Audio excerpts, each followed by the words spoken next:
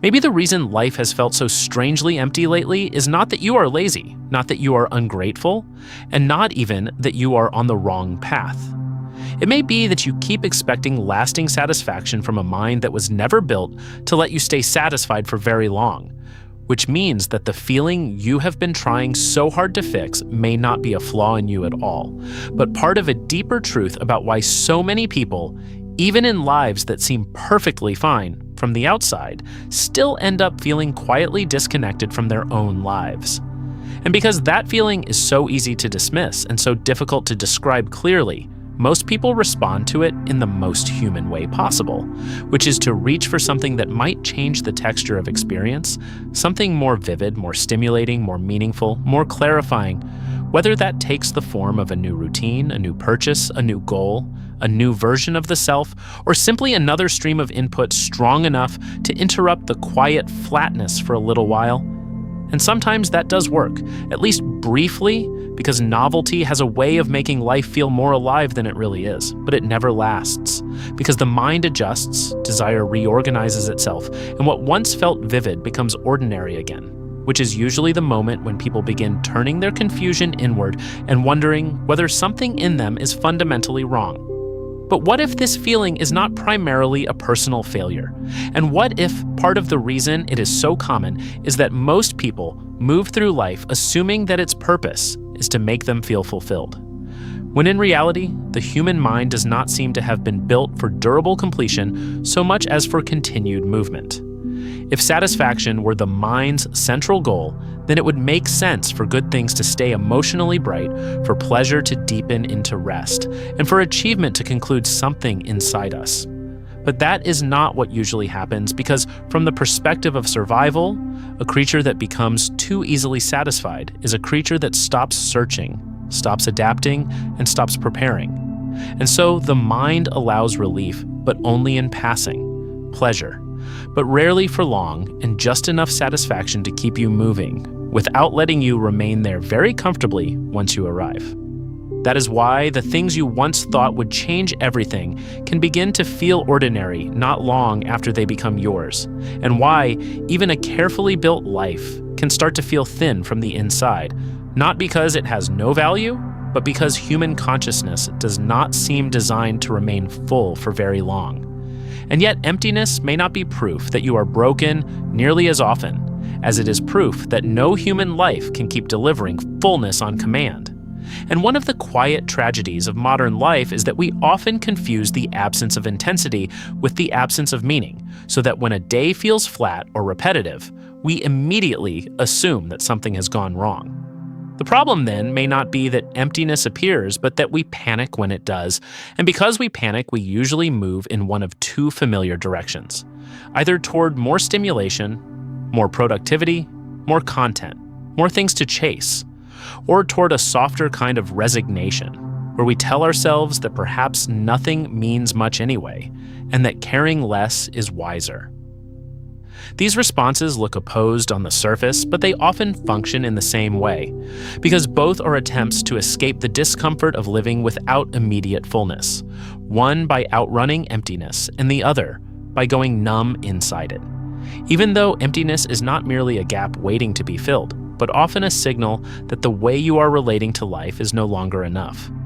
Perhaps you have been treating life as something to consume, as a series of experiences meant to keep you engaged and emotionally supplied. Or perhaps you have been waiting for meaning to arrive as a finished revelation, as though life might eventually explain itself so clearly that all repetition and uncertainty would disappear.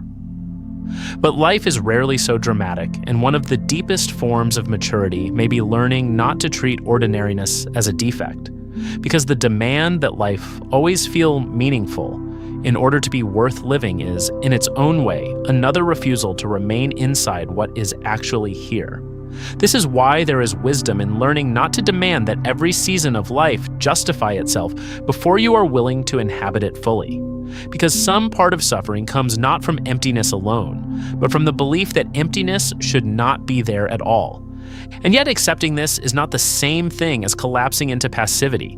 Because while life may not come preloaded with permanent meaning or stable satisfaction, human beings do not live well on detachment alone. And once you begin saying that nothing matters as a way of protecting yourself from disappointment, something inside you gradually starts thinning out.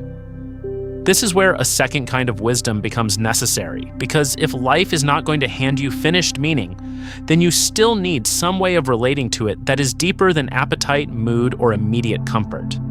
And one of the most important shifts a person can make is moving from the question, "What do I want from life?" to the quieter and more demanding question, "What is life asking of me here, now?" And that question sounds abstract only until you get close enough to your actual life, because usually the answer is not hidden in some distant destiny, but in what is already near you and repeatedly ignored. In the conversation you keep postponing, the responsibility you keep circling around, the work that matters even if it is not exciting, the honesty you owe someone, or the one thing you know you should stop avoiding. Meaning, in other words, often begins not as revelation but as response, not as a sudden feeling of purpose descending from above, but as a quiet willingness to stop abandoning what your life is already placing in front of you.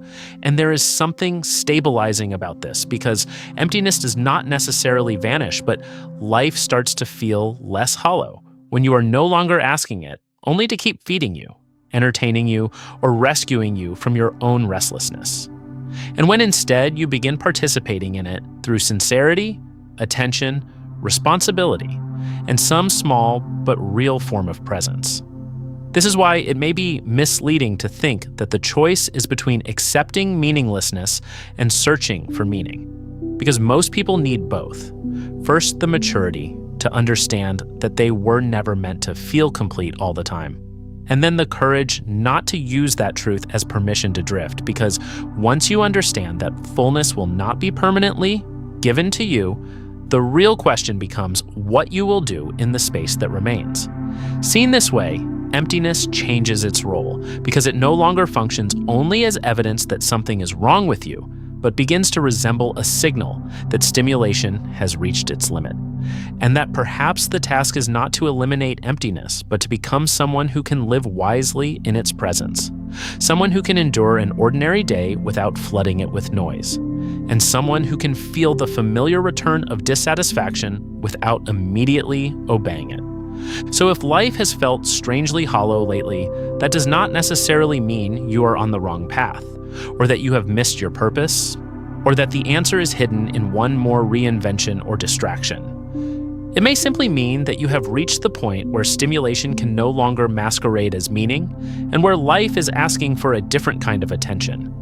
Less chasing, perhaps, and less numbing, too, and more willingness to stay with an ordinary day without trying to force it into significance, while also offering yourself, steadily and sincerely, to something that asks more of you than momentary relief.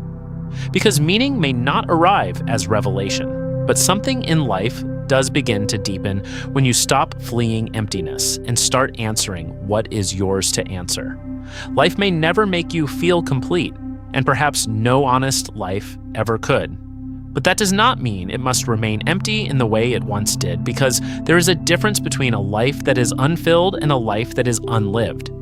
And maybe what changes everything is not the disappearance of inner absence, but the quiet decision to stop measuring life only by how much it gives you back emotionally, and to begin meeting it instead with steadiness, patience, responsibility, and sincerity. And maybe over time, that is how a life becomes less hollow. Not by escaping emptiness once and for all, but by learning how not to collapse before it. And by discovering again and again that even in a world that does not keep you permanently full, there are still ways to live that feel real, awake, and quietly worth continuing.